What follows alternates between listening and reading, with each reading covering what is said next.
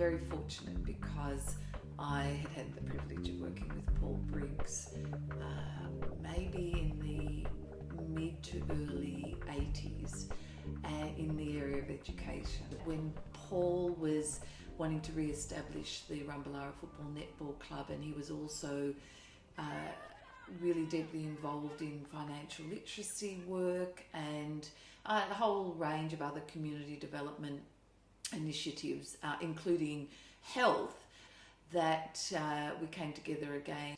Paul was doing a whole range of things and he was doing them in his own time, but at the same time trying to hold down a job. He's the most amazing leader, and we all shared a view that we were really privileged to be part of his life and to have the opportunity to assist him. And the idea, I don't know whose idea it was that why didn't we band together and pool our resources and our networks and all that we were doing, and really try to invest in Paul and his work. That is, one of the things that we agreed about was that we didn't want it to be bogged down in red tape, and that we wanted something that would facilitate, if we could raise funds to support Paul's work,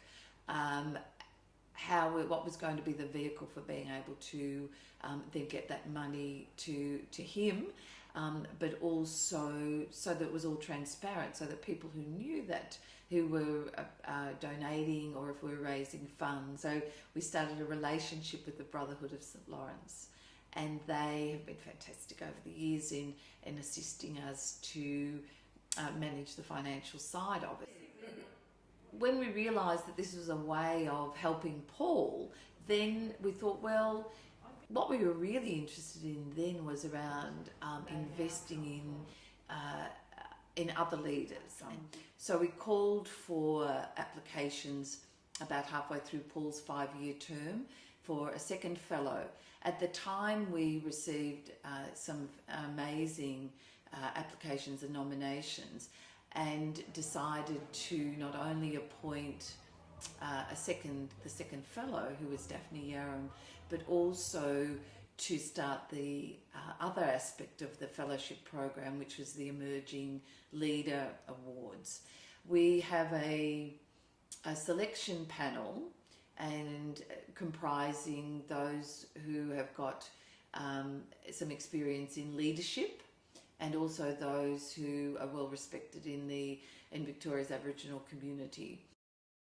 And they come up with some recommendations that they then bring to the advisory committee. So as someone who's on the advisory committee, I have no influence over either the shortlisting or the selection, but rather only receive the recommendations. Everyone we've invested in has in turn been able to make a real difference for their communities, or in the particular sector in which they're working, or for the projects that they've pursued. And therefore this is something that deserves broader support. So, but if we hadn't had the Portland House Foundation, if we hadn't had Vic Health and the state government believing in that and saying, well, yes, it fits with our belief in how things might work, then I think that we might have been we might not have been here for 10 years to be able to tell that story.